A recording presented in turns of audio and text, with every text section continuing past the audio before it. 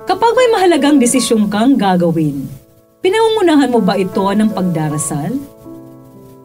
Mapagpalang araw ng Martes, ginigiliw kong kapanalig, 12 ngayon ng Setyembre, ginugunitan natin ang kabanal-banalang pangalan ni Maria.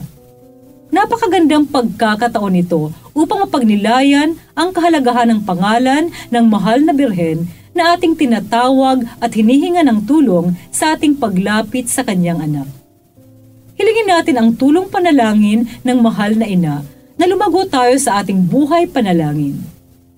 Ito po ay Sister Lines ng Daughters of St. Paul. Pakinggan na natin ang tagpo ng pagtawag ng Panginoong Hesus ng 12 alagad sa ating mabuting balita.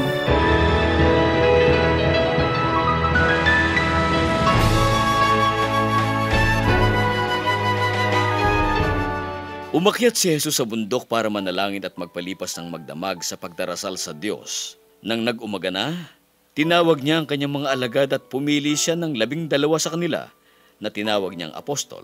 Si Simon na pinangalanan niyang Pedro, si Andres na kapatid nito, si Jaime, si Juan, si Felipe, si Bartolome, si Mateo, si Tomas, si Jaimeng anak ni Alfeo, si Simon na tinaguriang Selota, si Judas na kamag-anak ni Jaime, at si Judas Iscariote na naging tagapagkanulo. Pagkababa kasama nila, tumigil si Jesus sa isang patag na lugar.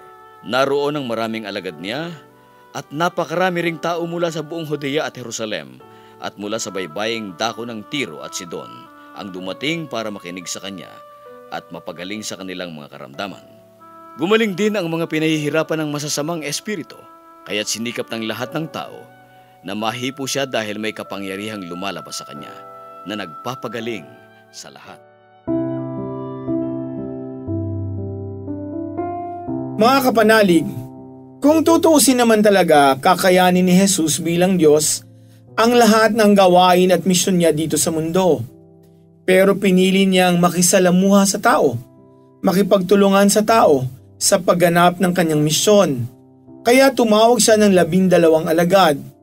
Bawat isang apostol na kanyang tinawag, may iba't ibang pagkatao, kalakasan, kahinaan at iba't ibang kasanayan.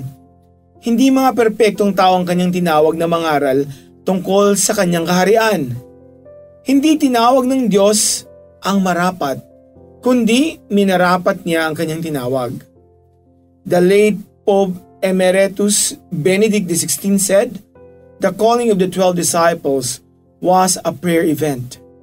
It was the result of Jesus' intimate dialogue with his Father and not from the functions that they will fulfill or a fruit of a deep theological meaning." Recalling what Matthew 9:38 says, "Ask the Lord of the harvest to send out laborers into his harvest."